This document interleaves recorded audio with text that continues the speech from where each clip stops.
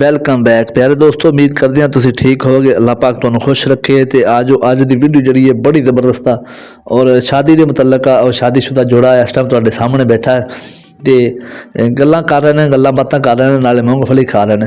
ਤੁਹਾਨੂੰ ਪਤਾ ਕਿ ਜਿੱਦਾਂ ਪਾਕਿਸਤਾਨ ਦੇ ਵਿੱਚ ਸਰਦੀ ਦਾ ਮੌਸਮ ਸ਼ੁਰੂ ਹੁੰਦਾ ਤੇ ਨਾਲ ਸ਼ਾਦੀਆਂ ਦਾ ਸੀਜ਼ਨ ਵੀ ਸ਼ੁਰੂ ਹੋ ਜਾਂਦਾ ਤੇ ਸ਼ਾਦੀਆਂ ਦਾ ਸੀਜ਼ਨ ਤੁਹਾਨੂੰ ਪਤਾ ਸਰਦੀਆਂ ਦੇ ਵਿੱਚ ਹੀ ਹੁੰਦਾ। 10ਵੇਂ ਮਹੀਨੇ 11ਵੇਂ ਮਹੀਨੇ 12ਵੇਂ ਮਹੀਨੇ ਸਰਦੀ ਸ਼ੁਰੂ ਹੁੰਦੀ ਤੇ ਨਾਲ ਹੀ ਸ਼ਾਦੀਆਂ ਸ਼ੁਰੂ ਹੋ ਜਾਂਦੀਆਂ। ਤੇ ਅੱਜ ਇਸ ਜੋੜੇ ਦੇ ਮੁਤਲਕ ਆਪਾਂ ਗੱਲ ਕਰਦੇ ਹਾਂ।